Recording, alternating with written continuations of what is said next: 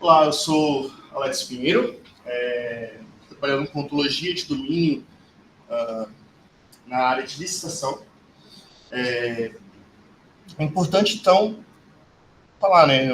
A Lei 14.133 de 2021, ela inaugura uma nova lei de licitação. A lei anterior era de 1993, é uma lei muito antiga e modificou completamente o mercado, modificou completamente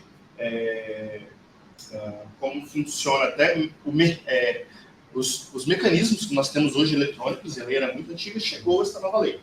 Para quem já fez uma licitação pública sabe a delícia que é fazer isso.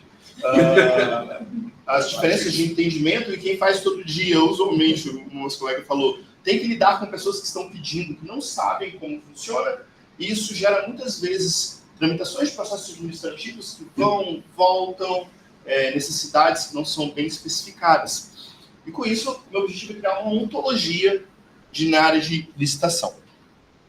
Primeiro, né, o que é uma ontologia, obviamente?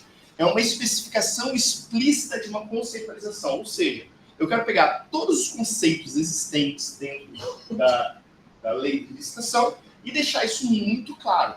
O meu objetivo não é só, obviamente, trabalhar com manuais, mas ainda mais porque estou trabalhando na área de inteligência artificial. Então, o meu objetivo é deixar os modelos de linguagens mais inteligentes para que eles façam inferências melhores. Mas isso, obviamente, pode trabalhar também para que os humanos consigam também fazer as licitações mais rápidas. Tanto utilizando o poder das LLMs, dos modelos de linguagem, como também deixando mais explícito para eles a documentação existente.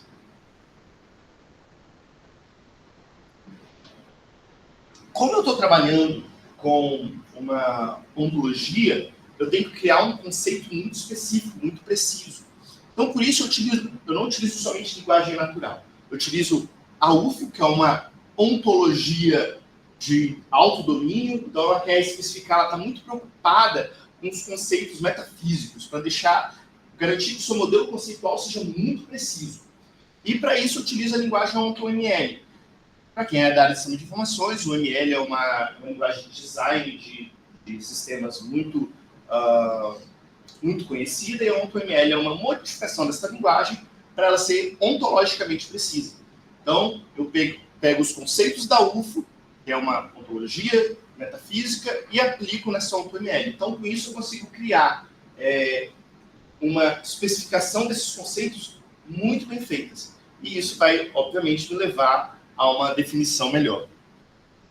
E que é o meu desespero até quando eu começo a olhar para os nossos legisladores que escreveram coisas, às vezes, que estão confusas, né? Então, às vezes a gente quer criar conceitos muito bem feitos, mas a própria legislação e o próprio texto que nós estamos escrevendo, que a gente está olhando para ele, não estão tão bem feitos assim.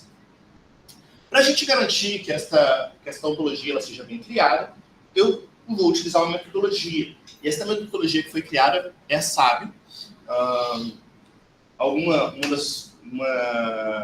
tenho que falar também, né?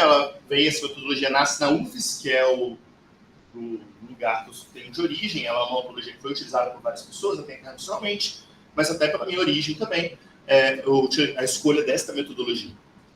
O primeiro passo é a identificação do propósito dessa ontologia, como eu já falei para vocês, e depois a captura e a formalização desta ontologia.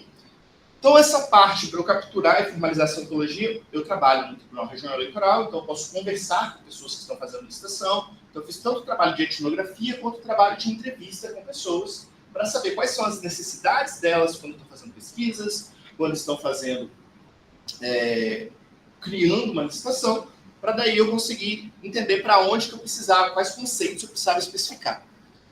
E daí, posteriormente, eu comecei a criar este projeto e implementar esta ontologia operacional. A ontologia operacional, né, que é o estado que eu estou começando a fazer agora, é uma ontologia que ela vai se conversar com a LLM, aquele artefato físico. Enquanto a ontologia de referência está mais preocupada com o modelo visual, a ontologia operacional está mais preocupada com gerar um artefato que vai se comunicar com a LLM de uma maneira que seja um projeto de engenharia de software.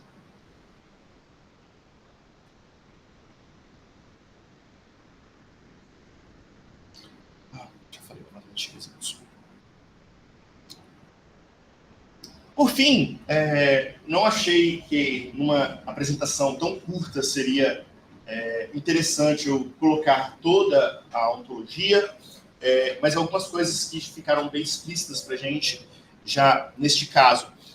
A definição, por exemplo, de pessoa física, e que essa pessoa ela é casada. A gente pode ver que a gente já coloca isso aqui, pessoa, cônjuge. Estes conceitos já começam a ficar mais expressos e mais precisos. E eu já consigo fazer pesquisas nas minhas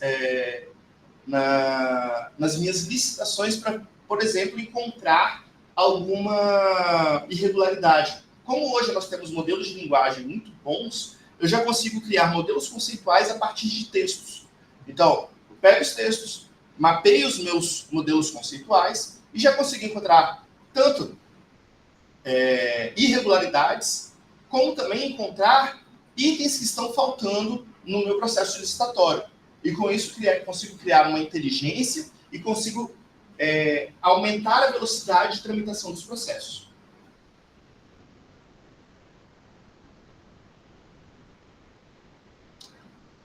Então, concluindo, onde que nós estamos agora nesse momento, onde que eu estou agora no momento desse projeto?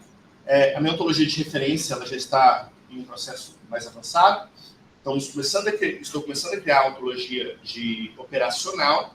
Esse processo ele é automático, mas, obviamente, ele inclui muitas idas e vindas para validar este processo. E a validação com as pessoas que a gente está fazendo entrevistas.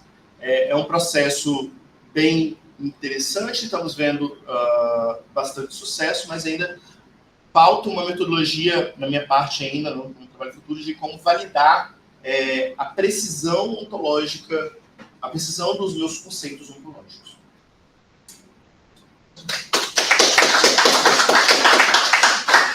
É que você mencionou aí no teu trabalho como sendo uma parte que é etnográfica. Você pode explicar um pouco? Etnografia é quando eu vou sentar junto com você. A etnografia, eu acho que a gente entende o que é, mas como que funciona a etnografia no teu trabalho?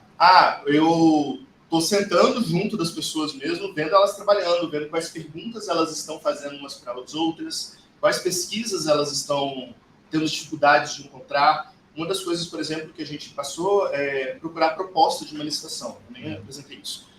Procurar a proposta de uma licitação para poder fazer um mapa de preços. E como isso é difícil para elas, porque elas têm que ficar tentando encontrar qual o item correto dessa proposta. Então, se eu consigo deixar isso muito bem específico, eu posso facilitar muito a pesquisa.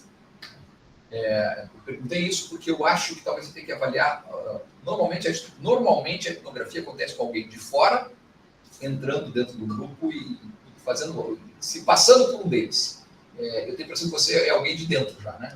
Mais ou menos porque eu não faço licitação, eu sou de dentro do órgão, mas assim, a licitação para mim é algo estranho, até nasce por causa disso. Só quero que você avalie um pouquinho melhor, e eu não sei nem a pessoa mais adequada para dizer se você está fazendo, você deveria chamar de etnografia ou não, tá? Pode ser, acho que tem, sem dúvida nenhuma, tem aspectos etnográficos da tua pesquisa. Talvez tenha um pouco, avalie inclusive a pesquisação, que é uma outra metodologia em que ela é propositiva, tá? Quem faz pesquisação vai lá, tenta entender um problema, e daí ela tenta interferir sobre aquela realidade e depois avaliar o resultado daquela... Tá? Então, de novo, é só ver se você, digamos, se alguém lá vamos dizer, que lida com a etnografia o tempo todo, você desconsidera o que você faz etnografia, considerando que até entendo, eu não sou daquele departamento, mas ainda assim, mas você não é, vamos dizer, a etnografia começou lá com os antropólogos, era um antropólogo inglês, indo lá para uma ilha da Polinésia, né? Sem falar a língua das pessoas, mas chegando lá e virando, né? Então, só tome um pouquinho de cuidado com isso, para ver se, acho que, sem dúvida nenhuma, você está se apropriando de ferramental da etnografia, talvez da pesquisação, mas só veja como é que você vai classificar isso aí melhor para ficar mais robusta, até a tua argumentação de por que você está dizendo que o teu método. Muito obrigado. Outras questões? Nesse caso, ele poderia usar o termo de observação participante, por exemplo? A observação participante, ela continua sendo, acho que sim, mas o observador participante, ele é um observador, sim, que participa de alguma discussão. A pesquisação, acho que ela vai até mais longe, porque você não é só um observador, você é alguém que está lá para interferir no processo. Tá? Então, Aí tem que ver qual é o grau de interferência que você vai ter naquele objeto que está sendo estudado. Se você vai só observar e participar,